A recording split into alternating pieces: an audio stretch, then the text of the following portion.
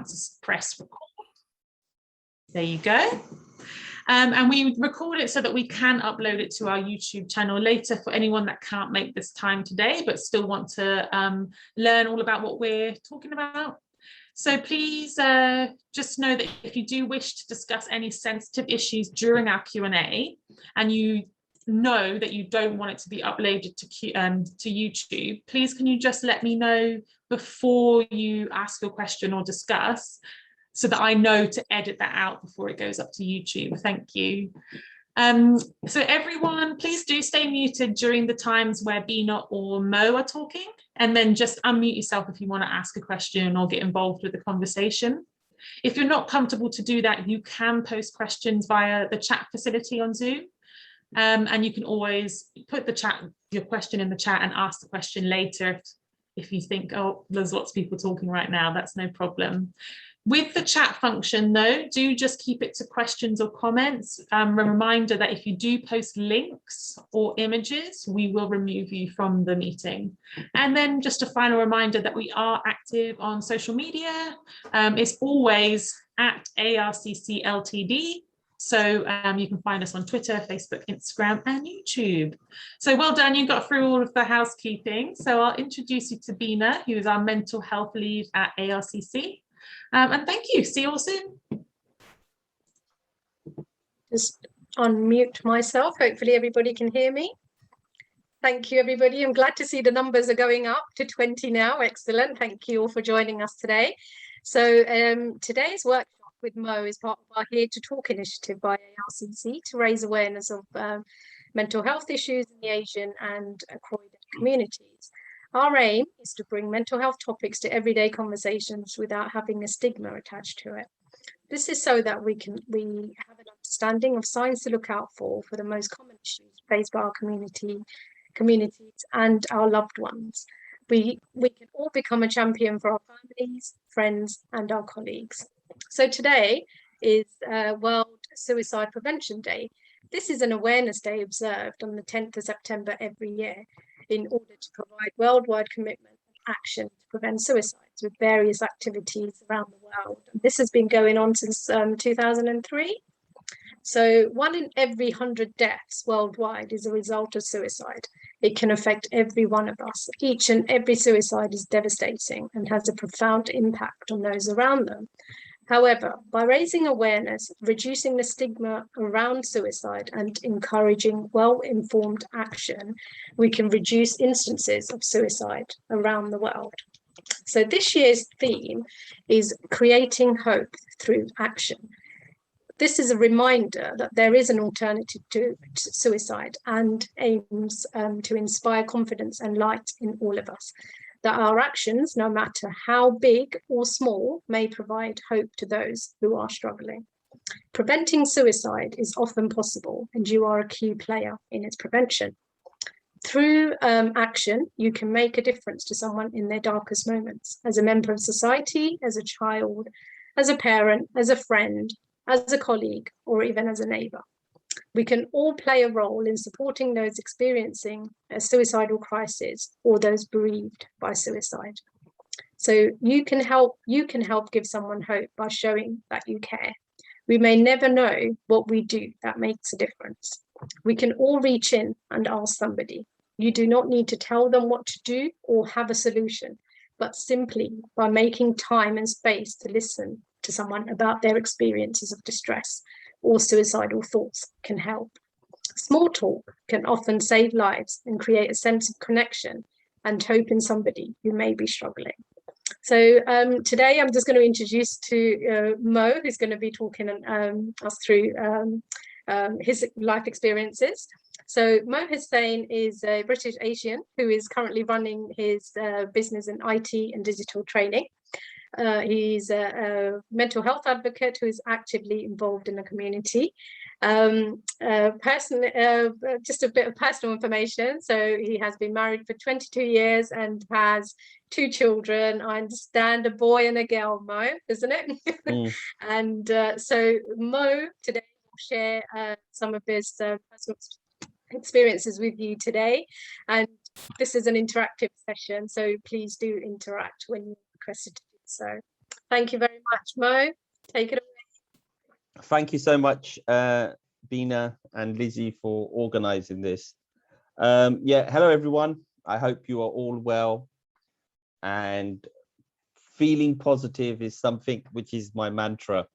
You know, suicide prevention in our Asian community. I'll start off by telling you a bit about myself, because I think it's very important for you to understand where I come from and how I see life from both angles.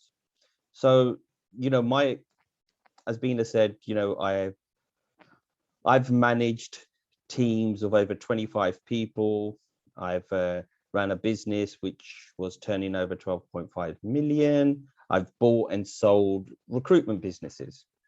So from, you know, an Asian point of view, I'm a successful businessman, you know, and, you know, happy family and everything. But my life didn't start that way. I failed all my GCSEs. No, that's a lie. I got 1 C. I was told by my parents that I wouldn't do anything in life. I was told, yeah, that I was just a constant failure because because I didn't fit into the community way of thinking. I wasn't religious. I wasn't, yeah, you know, I wasn't going to go to even to college. And at that point, I actually felt hopeless. I couldn't speak to anyone. And at the age of 17, I attempted to take my own life. I ended up in hospital and yes, spent a week in hospital. And yeah, I was very lucky to survive. But the pain never went away. And at the age of 18, I tried again. And this time I was an alcoholic with a terrible gambling problem and a drug addiction. And I stood at Brighton Pier, just getting ready to jump. And I don't know what it was, but something in my mind triggered that, you know, life's a blessing. And I'm just about literally going to drown my blessing. And I thought, no, I don't want this life. I want to, if I can come to the edge and come back, I'm sure I can do something with my life. So since then, I can honestly say I haven't touched a drop of alcohol. I haven't taken any drugs since then. And I put all my energy and focus into not only becoming good at what I did, but also positive in what I did. Because once you feel like this, everything else is a blessing. You know, you feel a lot better. Now, I didn't have anyone I could turn to or speak to. I didn't have a relationship with my parents. You know, my mum and dad weren't happy in their own relationship. They got divorced soon after. Then it gave me the responsibility of having to support my mother and my brother and sister, which I did. And yeah, and since then, you know, life has only gone up. But every time I go to the GP with an issue and a problem, they always seem to remind me that this is something I tried to do at the age of 17. It's on my, you know, it's like having a criminal record. They constantly remind you, oh, I've got backache. Oh, you sure it's not stress? You sure you don't want to kill yourself again? I was like, no, I've just got backache. So it does stay with you. And And then when I became a parent, I thought to myself, this is the time now to break the cycle. This is now the time to start making a difference and having open communication with my children. And that open communication is to focus on other aspects than just, you know, what happiness means to me may not mean what happiness means to them. And I think sometimes we confuse that. You know, I know Bina gave some very interesting facts. I'm not going to go into great detail of facts because this is all about you guys. And, you know, I want it to be a very open session. But around the world, can anybody guess how many people died last year?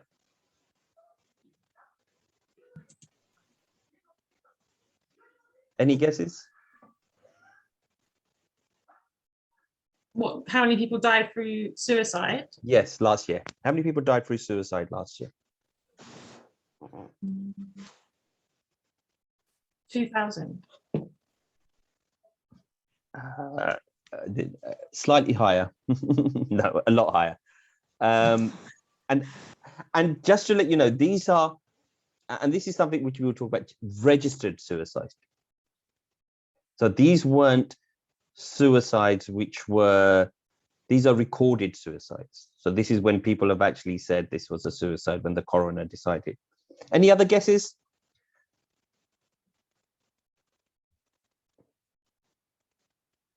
Thank God, not as many as 3 million,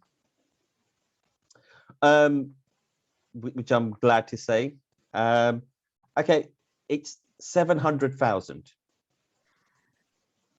So that is 1 every 40 seconds. So if you think about how long we've been on this call already, and you can imagine how many people have died already through suicide around the world. And these are just, you know, I reiterate again, just the recorded figures. You know, if we look at the BAME community, we don't always record. We don't want to openly admit to this issue. You know, we don't want to talk about, well, actually my son did, or my daughter or my relative died of suicide. They would do their best to cover it up. So it's a lot higher than we think. But, you know, this is a very interactive session and also a very sensitive subject. So if at any time anybody feels uncomfortable talking about anything, please turn off your cameras and, you know, take a break, because it is a very sensitive subject. But I can only talk to you through my experiences, what I've seen and what I believe is the right way. And so, yeah, and I'm more than happy to be questioned. It's not like, oh, wait till I finish to ask me a question. If you've got any questions, Bina, if you can just keep an eye out on the chat and let me know, please. That would be amazing. Thank you. Yeah, more than happy to answer, because this is about you guys. So the first question I have is, why don't we talk about suicide in our community? Why don't we talk about it? I'd love to know.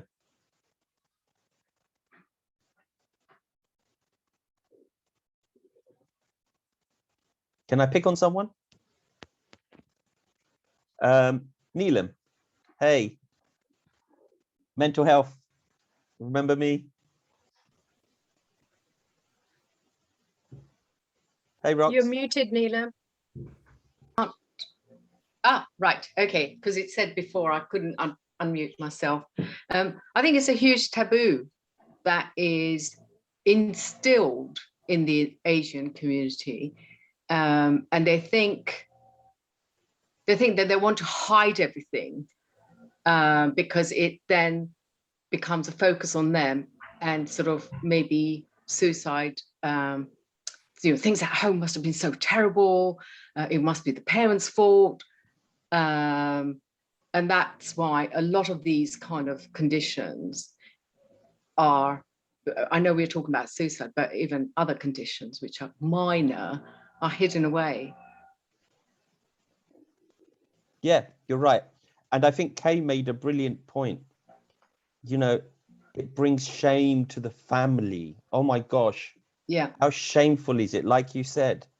Any other reasons why you think we don't talk about suicide in the BAME community? I think sometimes you just get labeled, don't you?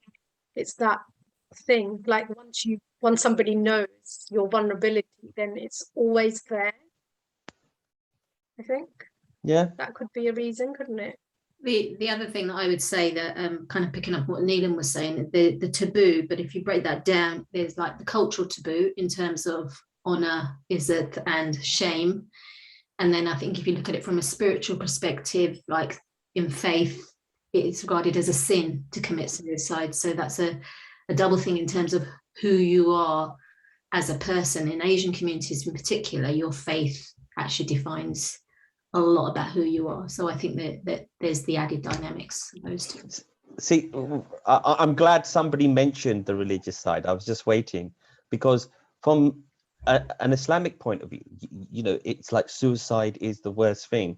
But my 17-year-old daughter did research on this, and actually religiously it says if you're not mentally stable, anything you do in that mental state is not classed as a sin.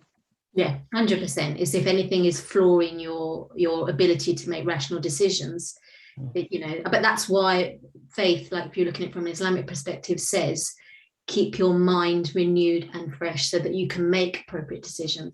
Yes. But when people are in mental health crisis or going through stuff, they're actually not going to reference that. All they're going to think about is their cultural values and beliefs. Oh, it's a shame. I'm going to bring shame on my family. It's a shame in a religion. God won't forgive me. And all of those things, I think, add to the pressure. Yes. And, we do actually when me and Bina, were discussing this, my computer's doing funny things. So when me and Bina were talking about this, and we were saying what to call the session, and I said, what will people say?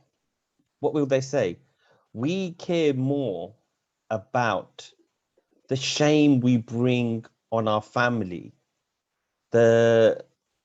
how we are seen in society, the embarrassment we feel.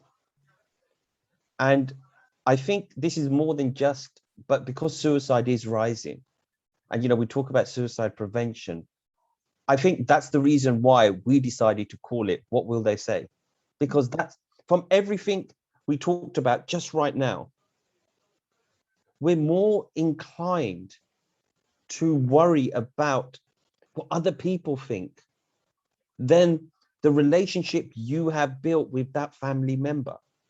If we talk about kids, looking at their profile, a lot more of the, you must have children, nephews, nieces, let's look at them. So you spend your whole life building a relationship with these people, your loved ones, but yet when it comes to dealing with these issues, you care more about, or we as a community care more about, what other people think of us. What will they say? Are they in your house? Are they paying your bills? Are they going to look after your children? No, but why do we? Why do we care? And this is the next question. As I said, this is pure interactive. So the next question I ask is, why do we care more about what other people will say rather than the relationship we have with that person? The floor is open.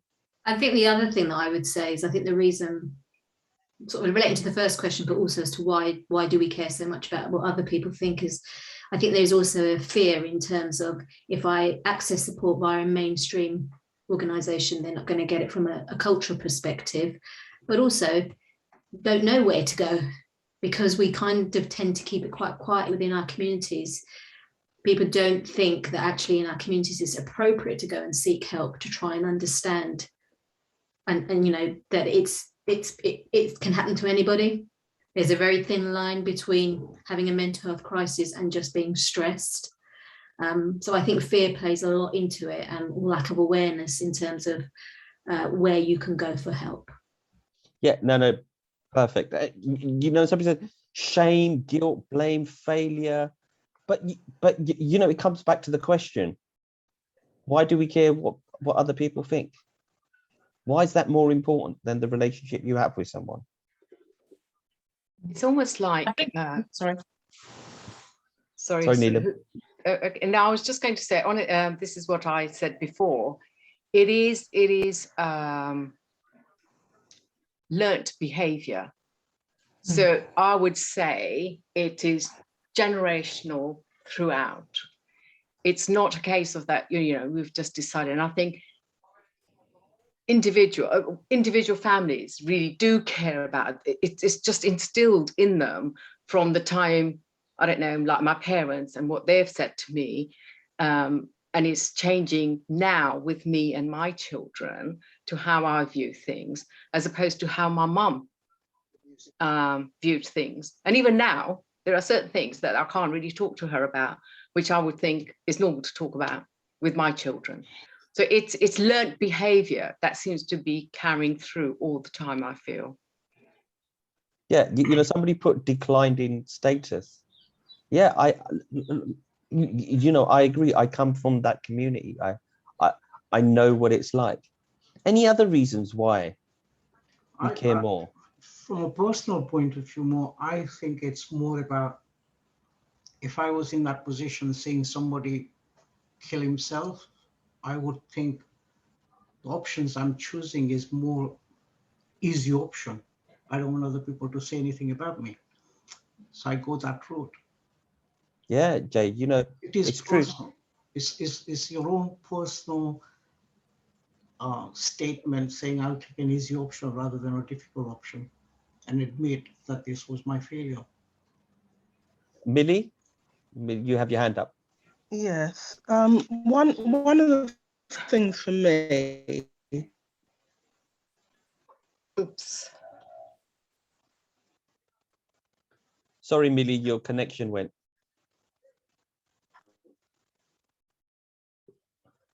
You can restart and we can let you in again if.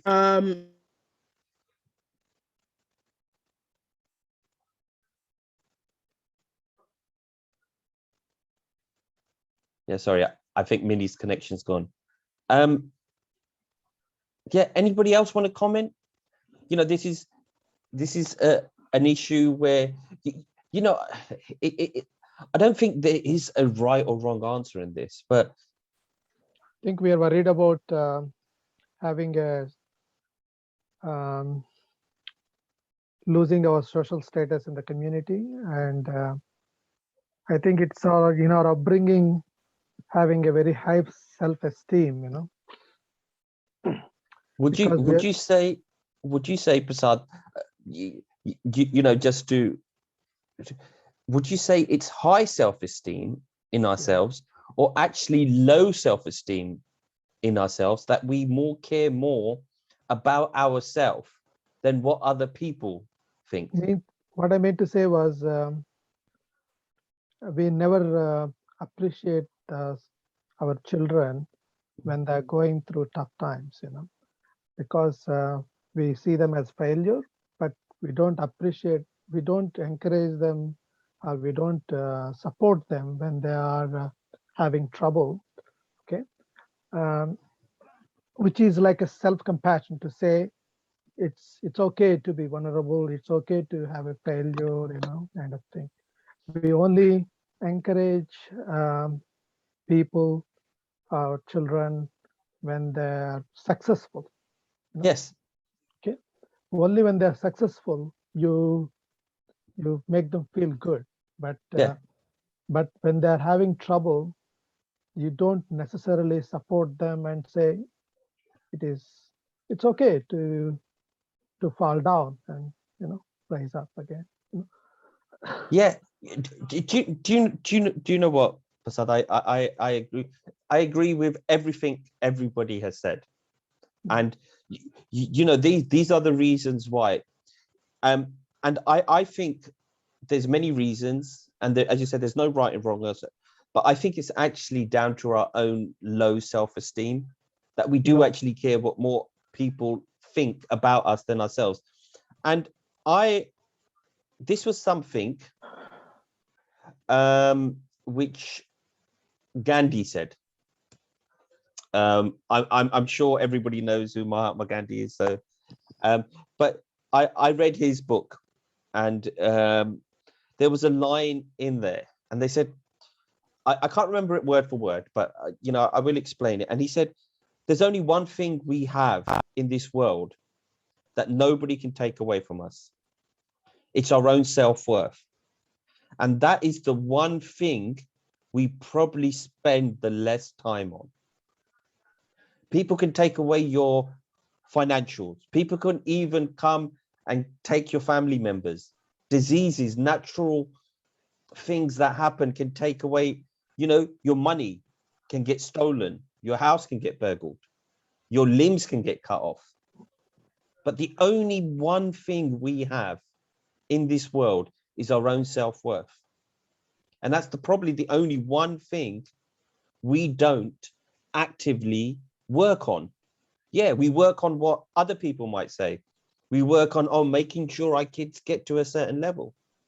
And I think a lot of this uncommunication actually stems from us not understanding what we're worth and believing that, we need to create an environment not only for our family members, but our communities where people can come to us.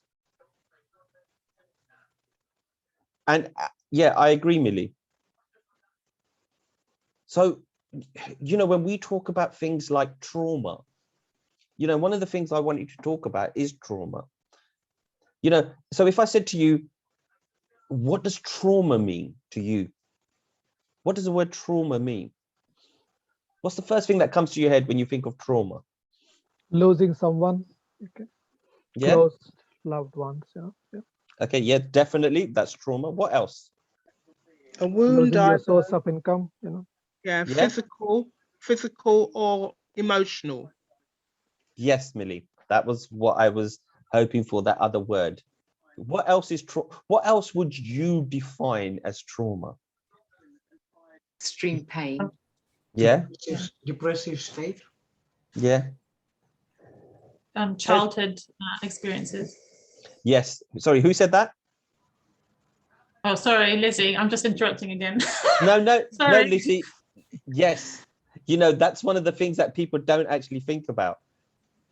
People automatically, think about, abuse, emotional. But yes, your childhood experiences. And in the dictionary, I actually wrote the actual meaning of trauma, but trauma includes you telling someone they're not good enough. We would never associate or shut up.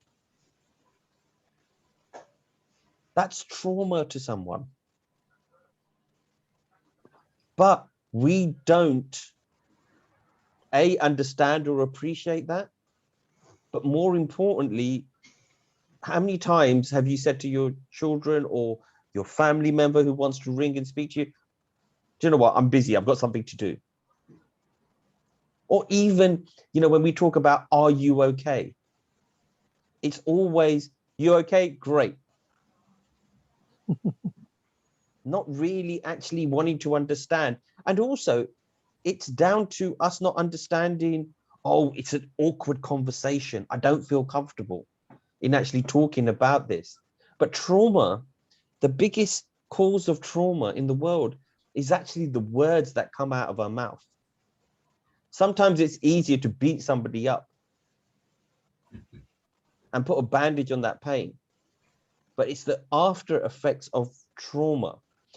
And you know, one of the examples I'll give you, so they say when somebody dies from suicide. Now, one of the things I've learned this week, actually, we cannot say the word committed suicide,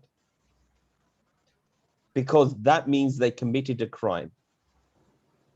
And since, I don't know, 1964, it was not a crime to commit suicide. So we should never say the word committed suicide. He took his own life. He died of suicide. But that word committed suddenly makes it into a crime. And it's not a crime. So I think that's something, you know, as you say, if you take nothing from today, just taking that word out. And it's very hard to do, because I always used to say it. Yeah, death by suicide, completed suicide. Yes, all the alternatives, but actually it's not a crime. And that's something which we need to home in on. So when one person dies from suicide, how many people do you think are injured or traumatized from that one death? Direct hurt, direct trauma, let's just say the word trauma, direct trauma from that one death.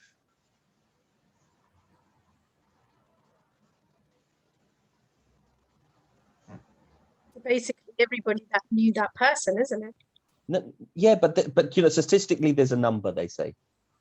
Times that by 100. No, it's not as much as that.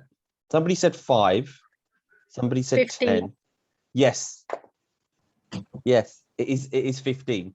The outer is actually 134, but the people that are traumatized from a suicide is 15. And also, if you knew that there is a 60% chance that one of those people would actually also commit suicide. Now, these are very scary, worrying figures. And also, you know, when I was a teenager, we never had social media. And we never had access to information as easy as we do now. And actually causing myself harm was, you know, the way I look at it, if there was social media at the time and there was all this, even if there was Google, I probably would not have been alive today, because I would have done it in a different way. I didn't talk about it. I didn't think about it. I did it. So yeah, you know, thank God Google wasn't around when I was 17 or I wouldn't be having this, but you know, it's a lot easier now.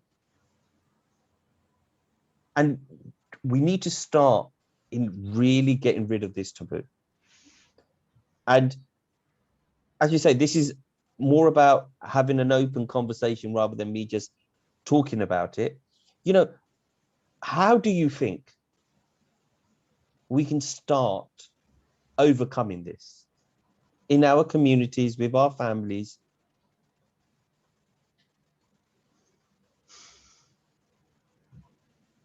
Can I say something? Yeah, of course you can. So I think part of it is, as a community, actually feeling comfortable talking about mental health. And I think that's starting, particularly with the younger generation. They do feel a lot more comfortable talking about mental health. But, you know, at the end of the day, we all have a mental health.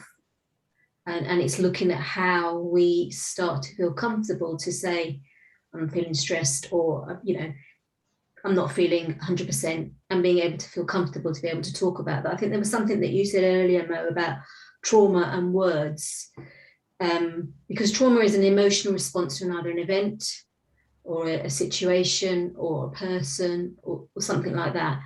And often the way we interpret the words and how they stay within inside of us and that become that internal language can then become something that can escalate if we don't seek help or to try and understand what that means. So for me, I think the first thing is that as communities, we start to, and within families, we start to talk about good emotional health. Yes, Rox, and that was one of the points I really wanted to discuss. And, you know, yeah, very good point. And thank you for that, because that's literally the point I was wanted to make is, you know, we need to create an environment and a mindset first in us, that we create this positive vibe that people can come and approach us. You know, if I was sitting like this and saying, "You okay? Yeah, you wanna talk to me about your mental health?" Am I really that approachable? If I've constantly told you my life is rubbish and I'm having a tough time, would you feel comfortable in telling me about your mental health problems? Would anybody? No, of course not. What we seem to forget is that, you know, it comes back to the self-worth. You know, the best way, what we can do, you know, because look, we talk about stats, we talk about figures, we talk about what the problem is. We now all know what the problem is. And one of the things I've learned in life is the more you stew over a problem, the worse it would make you feel. And what we need to do in ourselves first is know first of all, know our self-worth. You know, one of the exercises I used to get my staff to do is I used to say to them, right, every morning when you get up, I want you to look in the mirror and say you're amazing. You know, you can all see your screens right now. You can all see yourself. Say it to yourself. Look at yourself and say, I'm amazing. Jay, say it. It's really important. Kay, anybody who I can see, I'd love all you to unmute your, take off your videos if you feel comfortable and look in the screen and say, I'm amazing. I'm amazing. I'm amazing. Brilliant. No, but I'm amazing. I'm excellent. lovely. I'm beautiful. I'm wonderful. Fantastic. You know, that is brilliant. That's the first step to suicide. You know, it's what I feel about Suicide Prevention Day. We talk so much about the problem of suicide that we should start looking at the prevention. And the first step to prevention is to believe you're amazing. Create a positive vibe about yourself that people can approach you. Yeah. And let's not go any further. Let's look at our family members, our children, our partners. You know, go up to them, you know, talk about suicide prevention, give them a hug and say, do you know what? I know I'm amazing, but guess what? You're amazing too.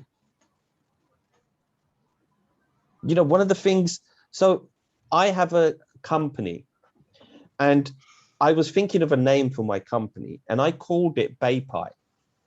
And everybody says, is that an Indian word? Is it an Urdu word? Is it Chinese? Is it Latin? And I said, no, it's a word I made up. And it stands for bravery, amazing, positivity, excellence, and integrity. You know, we talk about suicide prevention day.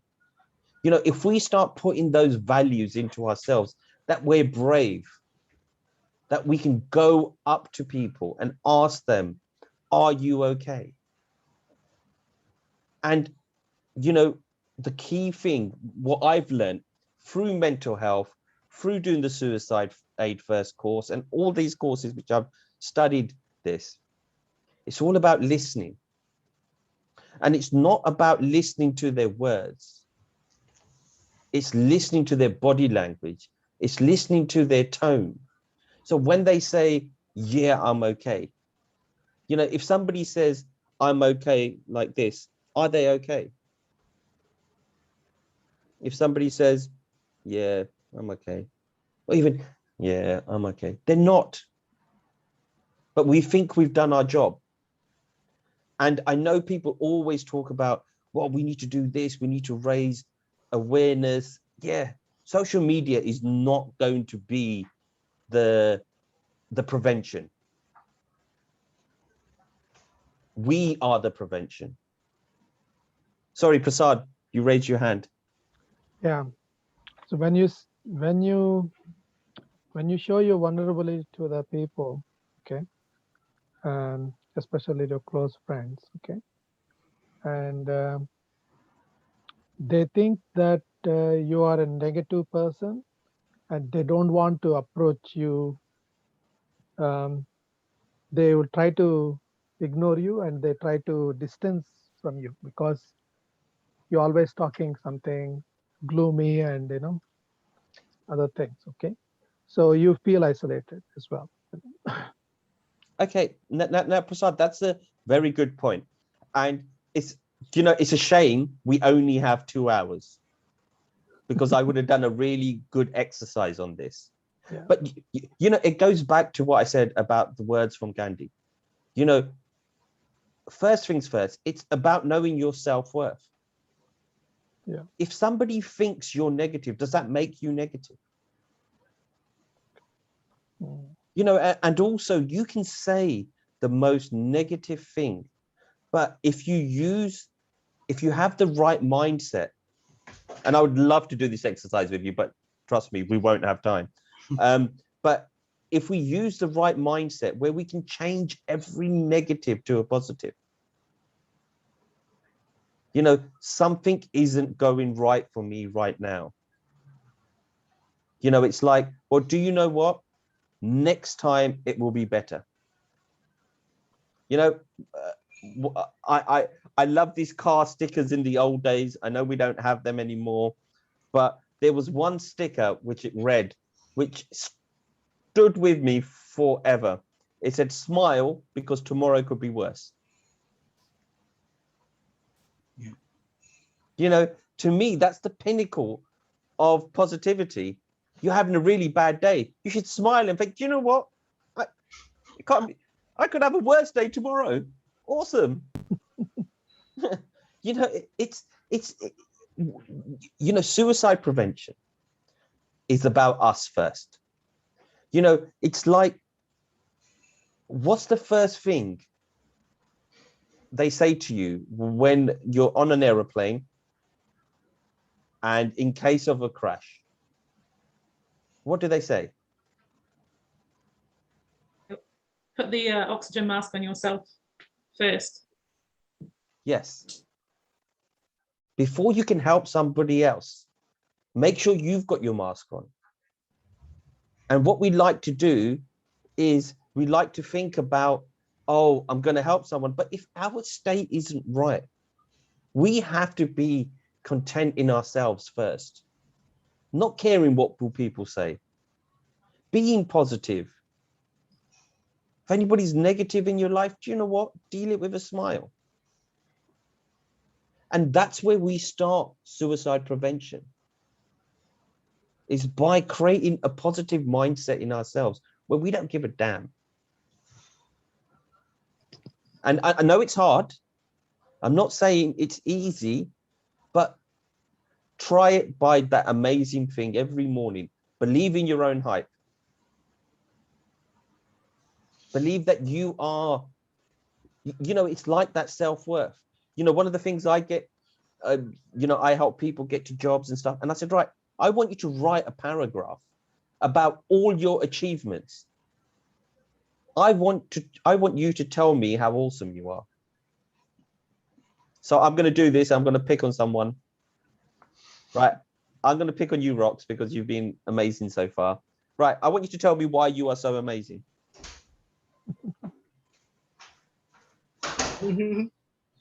I'm amazing because I'm God's child. and he doesn't create a person with flaws. I'm amazing because I love people and I want to see the best out of people. So that's why I do coaching. I'm amazing because I have learnt to practice self-love and empathy and kindness towards myself every day. Amazing. I'll stop there. Brilliant. Beverly, why are you amazing? Sorry, you're on mute, Beverly. I'm amazing because I brought up a son who's now 29 years old. I'm amazing because I've worked in the law for 39 years, helping others like refugees, asylum seekers, etc. And I'm amazing because a lot of my life is given to helping others. Wow, you are amazing. Kay.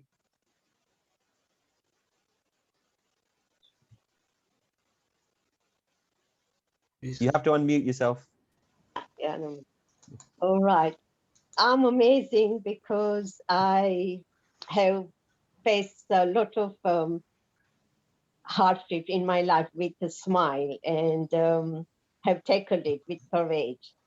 I'm amazing because in my life, I have also helped lots of people who were in a worse situation than me and have brought smiles on their face and also brought them from negative to positivity.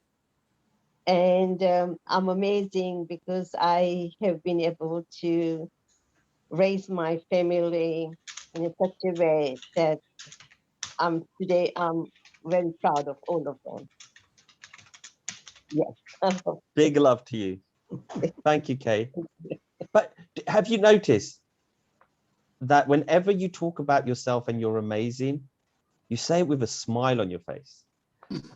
And it is a shame we don't have more time, because what I would normally do is break into, right, do you know what? I'm going to do one more. I'm going to try Emma,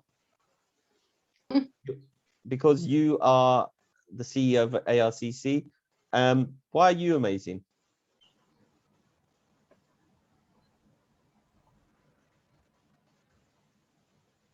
I don't think he's probably on. No worries. Just to let you know, Emma's having housework done right now, so she may have to stay on mute because she might literally have drilling going on. All right, Jay. See, look, Jay put his hand up. Jay, why are you amazing? Well, Jay is amazing because he always has a smile on his face, no matter what the situation is. I strongly believe because I'm amazing because I can solve problems, and problem solving is an art to me. I'm amazing because there's a passion and commitment to charity work. I'm amazing because, like you or unlike you, because I am probably also very, very familiar with the work of Gandhi, read all his books, and a lot of self-discipline, a lot of self-positiveness in terms of, if you can't help yourself, you can't help others. That's the motto I believe in. So there's a lot of similarities between what I preach and what I am. So that makes me unique. I'm a problem solver. Fantastic. Do you know what? It's great to get that positive vibe. Yeah. And normally, I struggle with people getting to talk about themselves. But yeah, look, look, everyone is amazing. There's every single person who's come onto this wants to make a difference. And that is, that's where it starts. We talk about, I'm going to keep saying this. We talk about suicide prevention. That's what we're talking about. And this is how we do it. We have to believe in ourselves. And to me, there is two things. There is the religious part of your life, and there's a spiritual part of your life. And the spiritual part of your life is, whatever you believe is up there is your own personal belief, and it's in your heart, and it should never be questioned or demeaned, ever. But a spiritual part is actually acting on those good deeds and putting positive energy out in the universe. And I will say it will come back to you. Helping to save a life. Being able to go up to someone and say, hey, how you doing? Not from Joey from Friends, by the way. And that line never works. Trust me, I've tried it loads of times. But yeah, but you know, just, you know, approaching people with a smile is the key to suicide prevention, in my opinion. You know, we have to start looking at, well, I want to have, you know, do you really think any of your children or your relatives will actually approach you more if you showed vulnerability? Now, you know, it was, sorry, I want to get the name right, so I'm going to just, Prasad said about, you know, well, I don't want to, when you talk about negative, your friends feel that they will judge you and all this. Yeah, you know, Prasad, that is a massive issue, because we feel like, you know, so you've got to be in a position where you don't judge. Be that friend that won't judge others. You know, understanding things from somebody else's point of view is really important. I think, Lizzie, did you have your hand up? I don't want to break the flow. I was more reminded to myself. I had a really practical question, but I don't know if now if I can ask. There is always a right time to ask a question. Oh, cool. So basically, I just want to know, like, if so, like, what do you like? Basically, practically, if someone is presenting to you and they've said maybe nothing directly, but something like, oh, you'll be sorry when I'm not here anymore, or something indirect, but you think, oh, that is could be an indicator. Like, what do you do? Like, what is number one in terms of practical steps? See, the number one, and this is a really good point, and as you said, this is the next thing we really did want to talk about, is about little things like this. Do you know what the first step is to make them feel comfortable and say, let's talk about it. You know, and Lizzie's right. It's, if we are in a positive state of mind ourselves, anybody that shows any negativity, you will pick up. Because you're going to be walking around feeling amazing. And if somebody isn't, and they say something like, well, it'd be better if I wasn't around, you should be able to pick that up. And the first thing you need to do is, first of all, acknowledge what they've said. The worst thing you can do to someone being depressed, you know, we talk about what you should do. One thing you should never do is, oh, get over it, you'll be fine. You know, brush it under the carpet. Right. Why would you say that? You know, just sit them down and get them to talk about it. So why do you feel that way? You know, we have two ears and one mouth. We should use it to that proportion. We should listen more, rather than trying to hide the fact of, oh, I don't want to deal with this issue now. No, deal with it. Sorry, Rox. I was just going to add to what you were saying, that when somebody presents you with questions like that or stuff like that, one, take it seriously, but two, in kind of getting out of your head and not making a judgment, resist the temptation to offer a solution.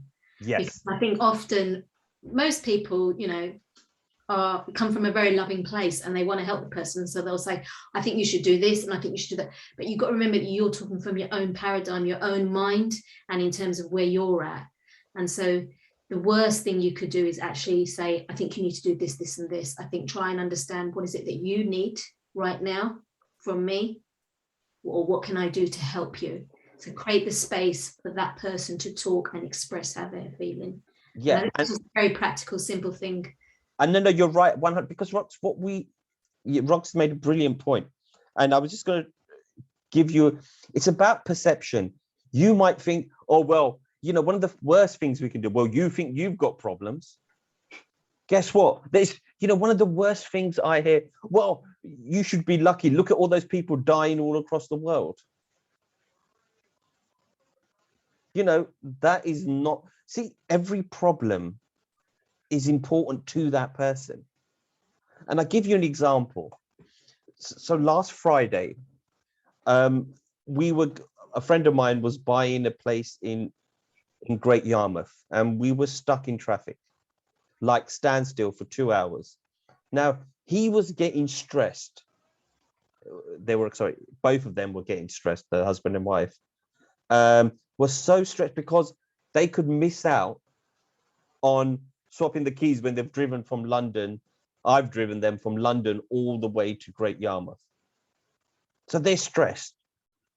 Now, we get out the car, and the car in front of us is a woman on her own who's got 3 young children in the car. She's stressed because she has to deal with 3 young boys stuck in a car who were meant to be going to a play date. On the other side, there were 2 old couples who hadn't seen their grandchildren in a long while. So they were stuck. Now, we all stuck in the same incident, this traffic jam. Now, I would say, well, they've got a bigger problem because, oh, they need to swap keys. Or does that woman have a bigger problem because she's got 3 children in the car? Or does the old couple have a problem? Whose problem is bigger? If I ask you that question, whose problem do you think is bigger? Not being able to exchange on a house? 3 children, 3 boys, young boys in a car with 1 single woman in the car? Or the old couple who haven't seen their grandchildren? Which person do you think has the biggest problem? They're always the same. They're bigger in their own way. So Exactly. So, you know, it's what Rock said. The issue is that problem, you should never, ever say to anybody, oh, you're being ungrateful. You should be grateful for your life, or you should, because in their mind, that is the biggest problem. And it might be the most smallest thing, but in their head, it's an issue. And that's all that matters. You know, again, you talk about we understanding our self-worth. When we have that in ourselves, it's a lot more easier to understand somebody's, you know, we talk about a positive mindset. A positive mindset is to be able to recognize that the problem someone is having is important to them. And I know it sounds really simple, but it's really hard. You know, empathy, the ability to put yourself into somebody else's situation. You know, if you really want to help someone, make sure that you actually genuinely believe that their problem is real. And that is from, again, you know, we don't have the time, but your body language, your words, your actions. You know, to me, we talk about positivity. Positivity isn't just words. Positivity is the smile on your face. You're happy, you know, as you notice when I talk, I like to do all this because I'm trying to say, look, you know, you can come to me. All these things equate to positivity. The way you stand, the way you sit, and especially when somebody needs it the most is when they're in a negative mindset. You know, even like, oh yeah, you know, like Lizzie said, so what would, you know, if somebody said, oh, you know, yeah, better off dead. And you go, even that is not good. So yes, we need to understand and we need to take these steps, but we need to make sure we are so secure in ourselves that we can help others. And once you feel positivity, Once you are brave, even bravery is a part of it. Bravery is a part of being able to say, right, do you know what? Nothing else matters. I'm going to listen to you. And do you know what? Genuinely listen. And how can we genuinely listen? How do we know if someone is listening? To react when they are talking, and then taking notice of, and either you nodding or you acknowledging a yes, or so react Yeah. to what you're reacting. Yeah, 100%. What other ways? Eye contact, nodding, yes. Anybody can think of any way else of actually making sure that making the other person feel that you're actually listening? Relevant questioning as well. Yeah, relevant questioning, yes. And yes, walk with me, UK. Yes, repeat what they're saying. Paraphrasing. Yeah, 100%. And yes, giving them time to answer as well. But always, we have a sales technique which is called the customer's own words. You should always use them against them when you're trying to close a deal. And it's the same. If somebody says, I can't believe I tripped up again. Saying, so what happened to you? What do you think they're going to think? Well, you didn't listen. I tripped up again. That's the point. So when you tripped up, how did you feel? How were you feeling before? People give you all these terms. I like to do things a bit, you hear all these things about, oh, this is how you should handle issues. Well, as I say, it comes down to the first thing. You've got to be in your mindset. And I have people who have spoken to once will open their whole life story to me. And I know Bina did. But why? It's because the power of positivity can never be undermined. You create an environment where in yourself, people will be attracted to you. And we want to prevent suicides. And also the other thing is, the E in BAPI stands for excellence. Now, people said to me, what's the difference between amazing and excellence? Now, amazing is about believing in yourself. Excellence is there's always somebody who knows better than you. We're not experts. I'm not an expert. If you think I've become a mental health expert by being on 3, 4, 5 courses, that's not true. Somebody else is. There are people who practice this, have studied it for years. These are the people to me, striving for excellence is understanding who are somebody who's better than you in that field, and always, always, always pass that person on. I think it was Rox who said that, giving advice is the worst thing you can do, because how do we know that advice is right? Would you trust a surgeon who's never done surgery before, but has read all the books, or has been on a 2-week course and read a couple of books? No. It's a matter of life and death. What people don't realize, that's what mental health is. We've been talking for this long time. Imagine how many people have died already. And it's only because sorry, Neela, please. No, sorry, Mary. I just wanted to, because I've been listening to what you're saying, and this important thing about words coming out of your mouth. And I'm just a bit conscious of, sometimes I've said these, not sometimes, I think once I said it. I said to my children, well, you're going to remember this when I'm not here anymore. And I was just thinking that you're saying, but I mean, that was just something that I said. So should I be careful of what I say? Because I personally, you know, if someone then picked that up and said, oh, you know, we need to talk about this, I would be like, no, we don't.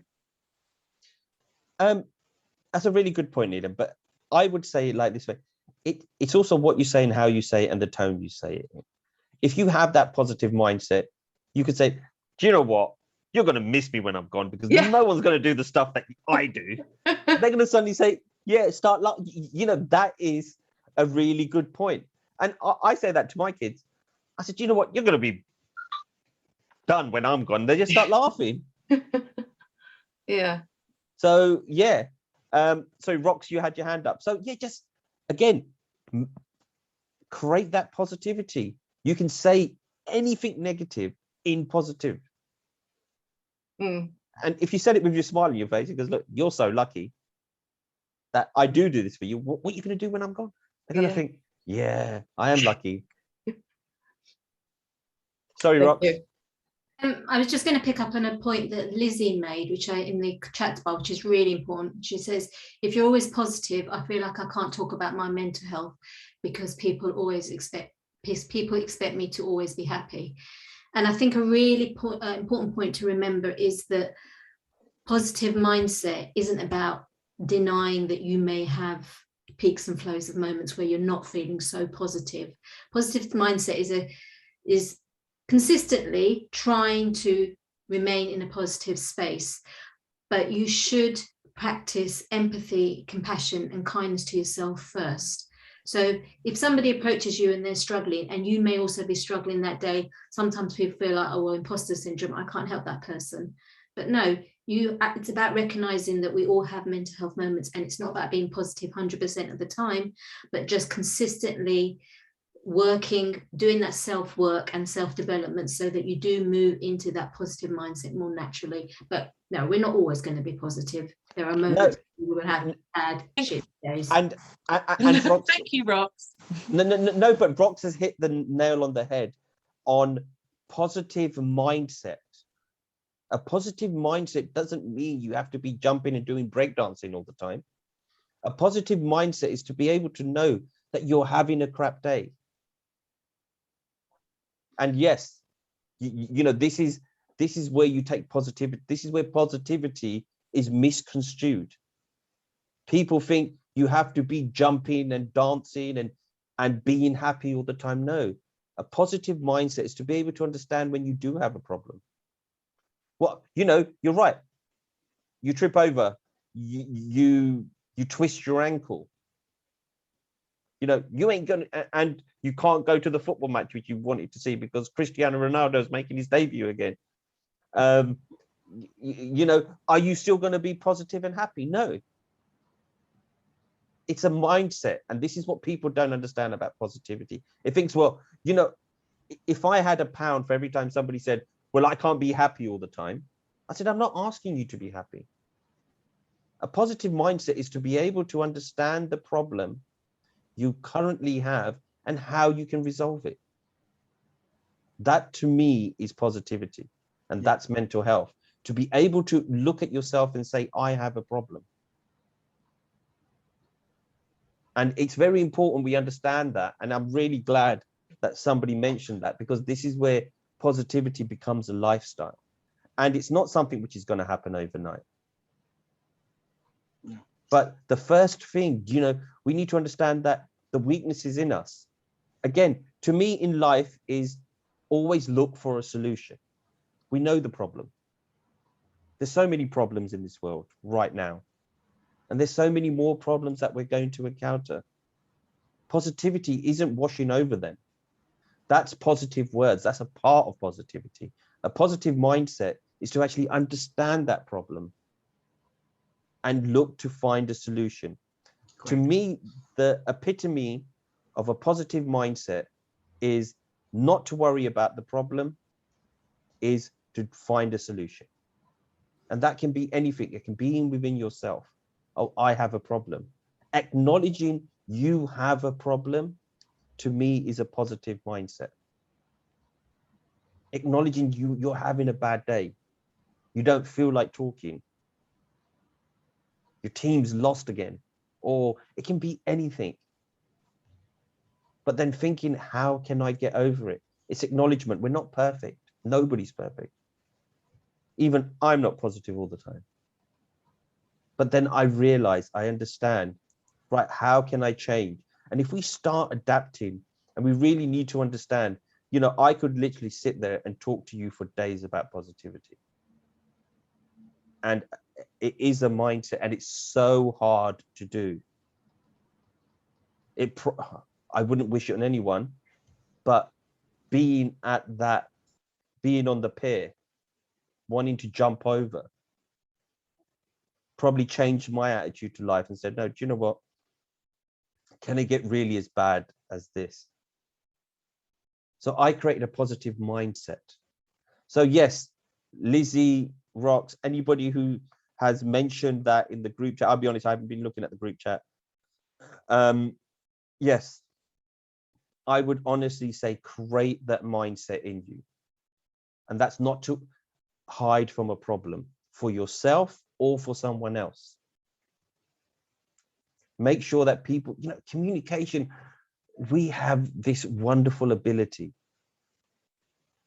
I'm not sure if anybody has watched a video called The Power of Words on YouTube.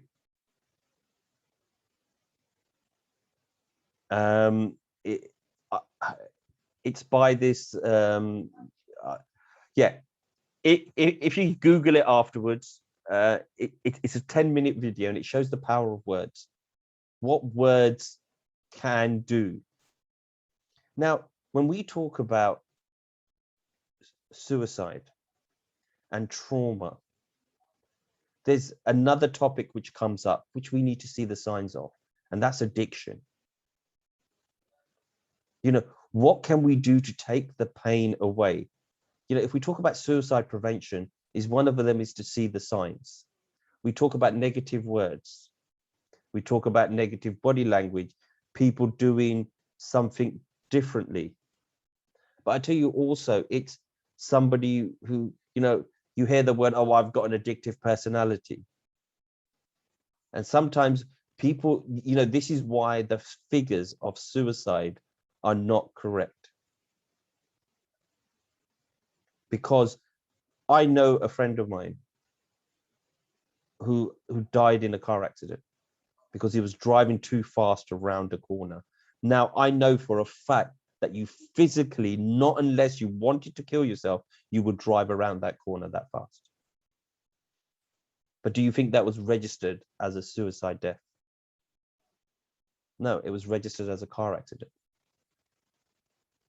So understanding the whole concept of what we do is, you know, how can you spot the signs? It's something, you know, we should all talk about. You know, addiction, are they drinking more? Are they not looking after themselves? So, do you know what? I've done enough talking.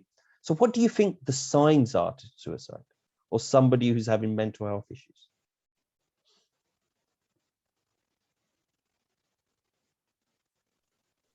Withdrawal. Yeah. Not caring for themselves. Yes, 100%. Feeling Making Sorry, Bina? making arrangements for their pets and stuff like that. Yeah. Is often a sign, isn't it? Okay. So what about a family member who you live with? What do you think the signs would be? How would you know your child is struggling? Yeah, the person is always feeling very inferior and not caring, or always depressed and always in a negative mood all the time. It's all the time feeling, oh, right, I can't do this, I'm not good enough. It's always coming up with all the negativity about the person himself or herself. Yes, 100%. Okay. Somebody wrote withdrawn, emotions decline. So what does that mean? Withdrawn, emotions decline.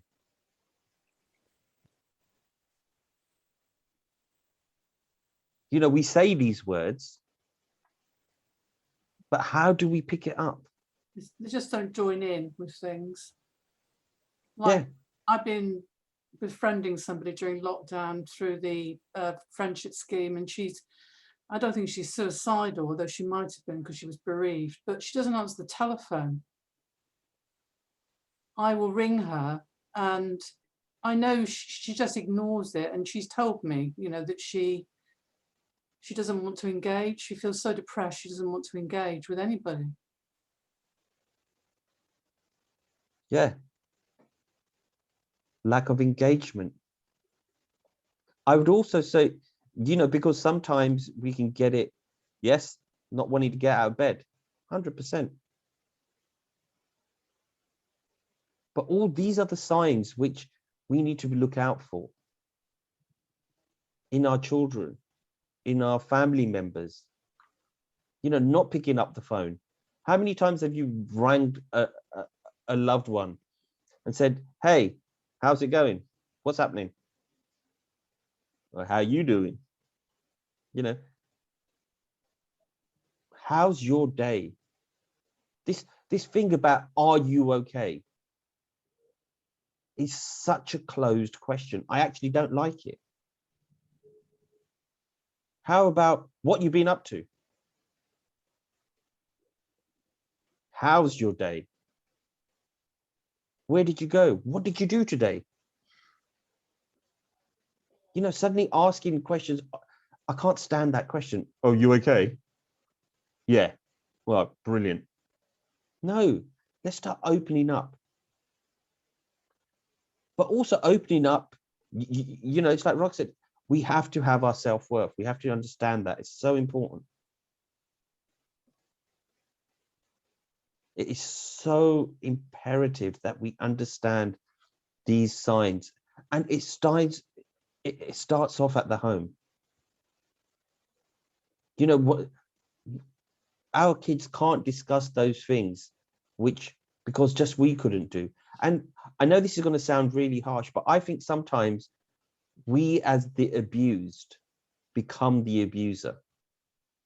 We don't realize that we are doing the same things as our parents. I know you can't be smiling and happy all the time. I get that, but we can be open all the time. We can tell them that this is a safe house for you, a safe house for your friends. Let's create a safe house where they know that this is the place they feel the most safe. And that's not by putting more alarm systems in or this new ring where you can see the camera, but a welcoming place where we talk about our feelings. You know, that's to me a positive mindset. And it starts by actually talk. Would you ever tell your children your problems? Has anybody ever done that?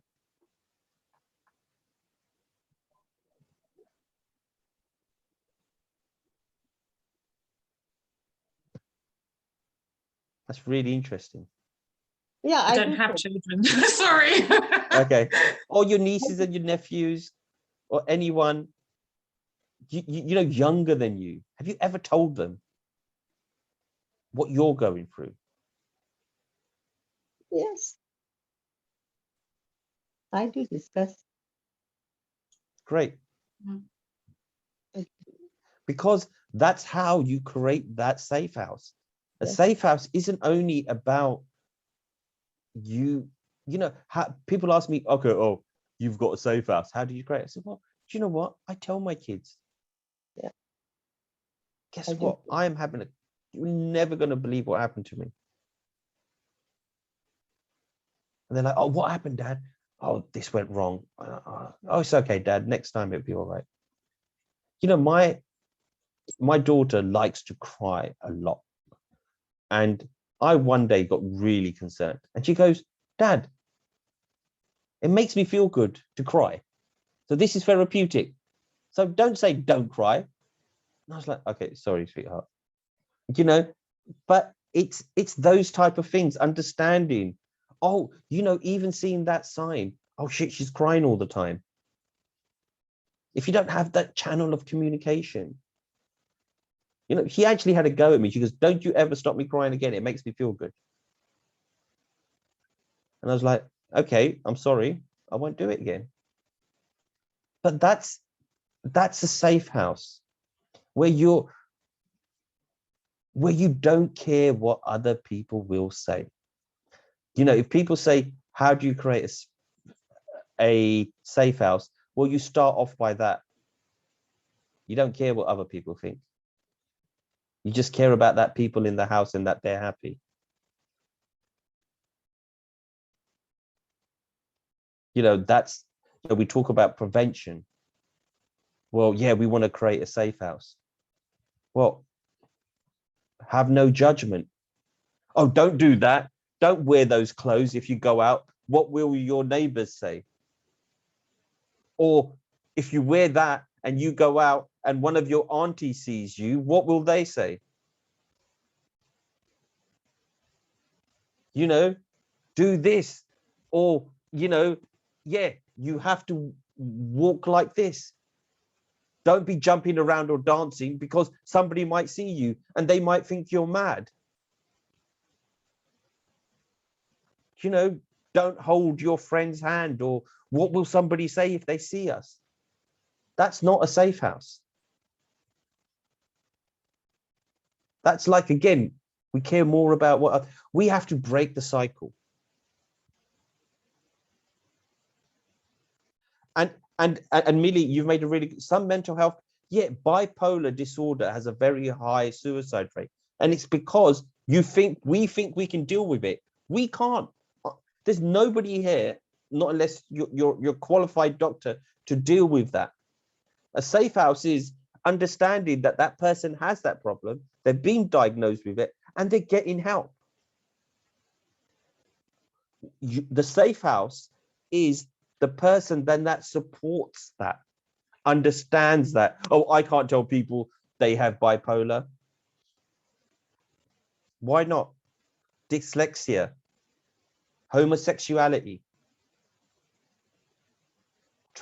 you know, being the wrong person. So what? Don't pass your exams. You know, I say to my children, there is no rule book. The only person who writes the rule book of your life is yourself. So it takes you 4 years to do your GCSEs. Who cares? At least you do it if that's what you want to do. You know, it's suddenly putting these expectations. That's a safe house. Not judging, being open, being able to let people express. You know, this whole thing about you must go to university. No, you don't. Are you willing to ruin a relationship with a loved one over what will people say? You know, we talk about high esteem. I think it's the lowest form of esteem. Now, also, yeah, and Lizzie, that was one of the things I was going to do. And I'll get Lizzie to email, or Bina to email everyone a list of numbers of people who they can call with different issues. I got this from the last call, so I have all the resources. And you know, You. yeah, I'll send it to you and Bina, and you can pass it on to everyone. So I have a list, and this is what was one of the last things. And Lizzie, you seem to be beating me to it all the time. Where's Lizzie? Where are you, Lizzie? Sorry. Sorry. No, it's okay. I'm only joking. As I said, yeah. But yeah, I will send you a list of all the numbers you need. Because that's it. If somebody has been diagnosed with something, we're not experts. Always pass it on. Don't, oh, you know, even, you know, the concept of homosexuality in our culture. Oh, it's thrived upon, it's against our religion. Well, guess what? They're going to go in their grave. And no matter what you believe in, you're going to go in yours. So who are you to judge your own child or somebody you love? You're willing to ruin that relationship on the fact that they have a different opinion to yours. It's all down to what we create in ourselves. And it comes back down to all the things we've talked about being confident in ourselves and creating a safe house. A safe house should be open communication, no judging, and know what people will say. You know, if there's one thing we can learn, is never to say those words. Oh, what will that person say? What will your auntie say? What will your uncle say? What will your, you know, your long distance relative from Pakistan or India or Afro-Caribbean who you've only met or you haven't even met? What will they think that you want to dress up like a woman? But do you know what? If it makes you feel happy, why are we here? Happiness is the greatest gift we have, but we don't use it. And we definitely don't want to pass it on to our children. Oh, you can't be happy. Do what makes you happy. That's a safe house. We talk about suicide prevention. Yeah, how can you go out and help other people when your house isn't a safe? I'm not saying your houses aren't safe, but, you know, just in the conversation, we need to look at our own environment. We need to make sure that we are, you know, oh, the house isn't tidy, you know, saying it to your partner. Well, when my wife tells me off for when she goes to work and I'm at home and the house is a mess, she goes, oh, the house is a mess. And I say, so what? Is somebody going to come in and give you an award for having a clean house or a dirty house? No, they aren't, are they? So then why do we care? Okay, not unless you've got OCD, but that's a different conversation. And we can discuss that subject on. But, you know, it's like that. You know, when she would always come in and tell me off when me and the kids are in the house. Oh, you haven't done your beds. You haven't got changed. So what? Who actually cares? And that to me is about self-actualization and feeling that good thing about yourself. And yeah, look, we want to help others, but let's start with ourselves. Then let's start with our family members, creating a safe house. But not only for your family members, how about for your friends? Hey, come round. I ain't going to judge you. I know it's hard because you will want to judge. You will judge somebody who isn't wearing the, oh, did you see that boy? He was wearing a dress or he had lipstick on. I think he might. So what? The only thing we should ask someone is he happy or is she happy? It comes down to just, you know, if the world was a happier place, it would be different. I know it's hard and it's a journey. We all have to go onto a journey. Like Lizzie said, you will have bad days, but acknowledging that and to be able to move forward should be the driver, you know, and that's suicide prevention in my eyes. When we stop caring about what other people say. Yes, you can ask loads of questions. I've actually thought I would leave the floor to you. So does anyone have any final questions? Mo, there's something in the chat box from Millie. So are there any specific suicide prevention services for BAME young people? I will send the list to you. I'm not actually sure if there's any specific for BAME, but I would say it's not a BAME problem. It's everyone problem. But I can tell you the likes of the Samaritans and Mind are absolutely awesome. I've spoken to them. They won't judge. They will literally just listen.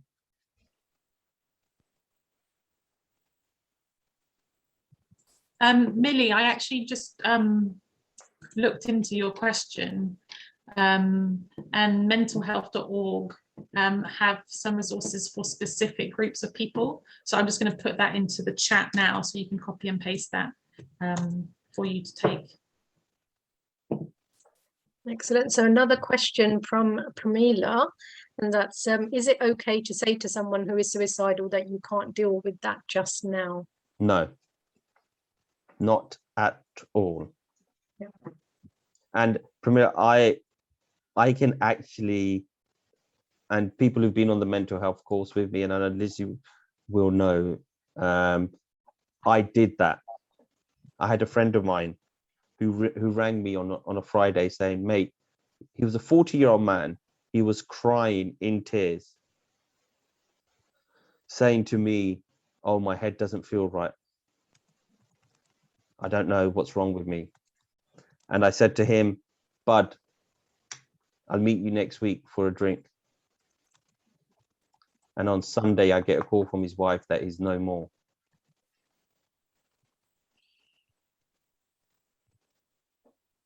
You know, so yeah, and this is no from somebody else who I heard it. This is my own experience. You know, you talk about the 15 people who get injured from one person dying. Well, I was injured severely. And this whole suicide prevention, mental health, I do for the guilt, which still, it's been over a year since he passed away. And I have a mission in life, which is to save one life, because I owe it to him, because I said that. I actually said, mate, let's talk about it on Monday. It was a Friday. He was no more on Sunday. Can you imagine having to live with that? Everybody tells me it's not your fault. But I tell you what, doesn't make a difference. Still blame myself. So yeah, any other questions? So Mo, if you feel like you are unable to deal with something like that in that instance, would you then refer them to, like, I don't know, 999 or GP, or what would be your suggestion if in that case, you know, when some people feel like they can't actually deal with that at that point in time? So then you get into the realms of proper mental health coaching. See, this was more of a workshop. So what you have to do in that situation is you need to say, right, if you're with them, you don't leave them. And one of the questions you should always, I was shocked, every single course I've done, when somebody says, I want to do this, you should actually ask them how they're going to do it. And that's something I learned, which I could not believe. I said, what, you actually ask them, oh, I really want to kill myself. Oh my gosh, that's really bad. So if you were thinking, have you thought about this more? How are you going to kill yourself? I was shocked to find out that that is something you should ask. Absolutely shocking. But yes, that's how you should do it. You should ask the direct question, how are you going to do it? And if they tell you, you do ring a doctor or whatever, you do not leave that person alone. But remember, you're not an expert. You know, as when people say, when you're a first aider, would you be able, if somebody was having a heart attack, or to be able to do surgery on that person? You wouldn't. It's the same with mental health. You refer them to somebody who can help. Yes, you can be there for them. You can hold their hand. But like what I think it was Rock said about offering solutions, the worst thing you can do. Because how do you know they haven't tried it or thought about these things? What you need to do is say, right, okay, tell me more how you feel. Do you know what? Actually, and if they ask you a question, I don't have an answer. But guess what? I know somebody that does have an answer. Is it okay? Ask them that I pass you on to this person who can give you an answer, because I would love to help you. And that help is not by giving solutions, it's by actually passing it on to an expert who can give a solution. I hope that answers your question. Yeah, thank you. Thanks for that, Mo. Any other questions? Anybody, please feel free to jump in. We've got another 8 minutes of most valuable time before we have to kind of close, but please, it's been an amazing session. It's been great. Like, you've all interacted like really well. So if there's any more questions, please do ask while we've got Mo on the line. Walk with me. If they call and say that they feel to take their own life, you should ask them the direct question. Oh, that's how you're going to do it. And see, now here's a good example. I mean, it's not a good example. Yeah, it's the same approach. And this is when you understand. If they say, well, I'm going to go out, buy a gun. I mean, thank God we don't have American laws in here. The biggest reason for suicide in America is guns. Yeah, you know, and they said, no, I'm going to go out, I'm going to buy a rope, I'm going to do this, I'm going to do that. Then you think, okay, you can then revert them and calm them down. But if somebody says, oh, I've got a bottle of vodka and 300 pills I'm going to take, then you ring 999. That's why you ask the question. Because suddenly you know the urgency of the problem. So yes, see, again, it's, you know, there is no one answer, but it's really important to, it's not about the answers, it's about the questions. And the question should also be, how urgent is this? You know, if somebody says, right, you know, you should never talk about how somebody's going to do it, but forever, if they are prepared and say, oh, everything's ready to go, then yeah, 100%, 999 straight away. Don't even think twice. Somebody says, yeah, I need to look on eBay if I can get a good deal on something, or you know, whatever the reason, then you know you have time. You go, look, I'm going to come and see you. We're going to have a chat. I'm going to then do all those things. But in that's why you should always ask the question and ask direct questions. Don't also, have you thought about it? No. They say, yeah, I've got a gun ready here. It's loaded. 999. Any other questions? I hope that helps. That has really helped. Can I just ask one more question before you wrap up? So Yeah. basically, we've talked a lot about the person that's going to do it, or, you know, or having thoughts about it. But just wondering, how do you approach or engage with somebody who's had a loved one who's committed suicide? How do you go about kind of, what's the word, consoling? I don't know what Yeah, how so- do we talk to them even? So, you know, then again, we talk about trauma. You know, we talked about trauma from a non-physical point of view, but, you know, bereavement is trauma.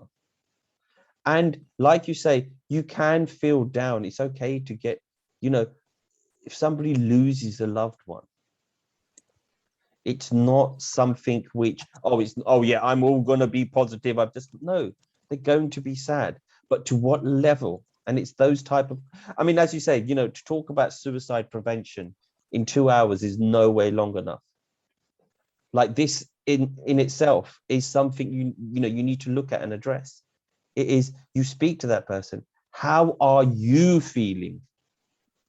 How is this making you feel about losing someone? Again, you work your way around to that direct question. Are you considering suicide?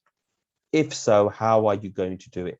So what you need, you know, if I can sum it up in a minute, it's, you've got to find a way how you get to that question.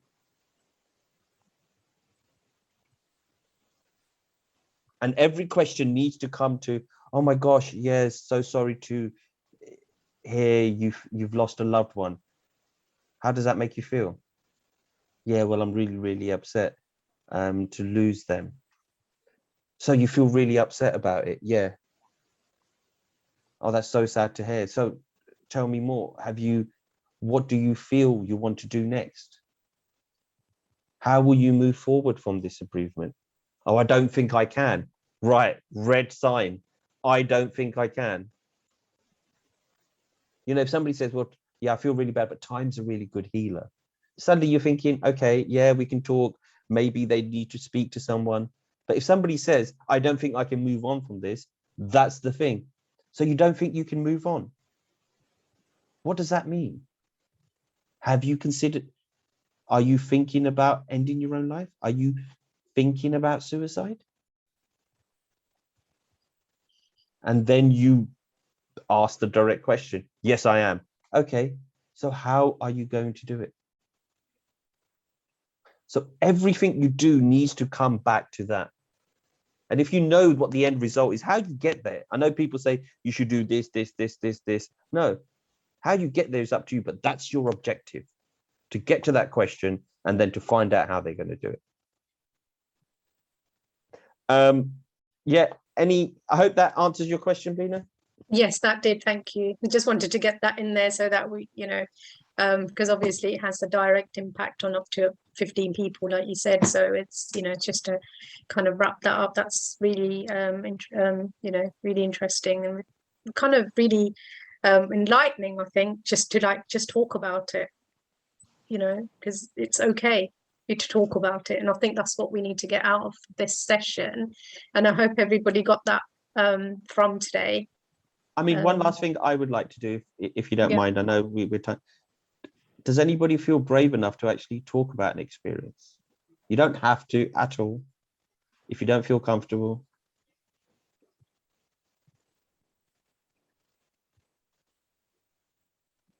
No, but I did want to say one thing that might be useful for people is when I did actually when I met you, Mo, when we were doing the mental health first aid course, one thing that happened that has really a positive change for me since then is it was really simple. Basically, a quote was read from a book, and I thought the quote was just about just like depression, and so and then the question was, oh, what does this quote make you feel?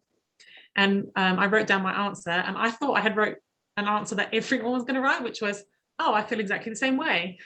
And then basically, like from there, like the tutor completely changed and was like, oh, so this was actually a quote from like a suicide, not depression. And then she just took me out of the room into a breakout room on Zoom. And she did exactly what you said, Mo, which was ask me the question directly. She said, are you feeling suicidal? Do you have plans? And experiencing that on the other side and actually having someone ask me was actually really empowering, and was the first time in my whole life where I felt like I was allowed to talk about it. So I just thought I'd mention that, having experienced it on the other side, to just reinforce, like, not to feel shy about asking that direct question, because actually for me that was extremely important. And since then I'm now like in weekly counseling, and it, it helped me realize, like, actually it is okay to talk about it, and to talk about it before it becomes a bigger problem. So yeah, I just wanted to say, please feel confident to do what Mo said and ask that direct question. And Lizzie, I've sent you and Bina the email with all the additional resources. If you can share it with everyone, that'd be absolutely amazing. Perfect. As I said, anybody want to talk? I hope this is a safe house. Yeah, absolutely. If anybody wants to, even in private, look, I can't promise I can have this, but if somebody wants to talk, more than happy. I'm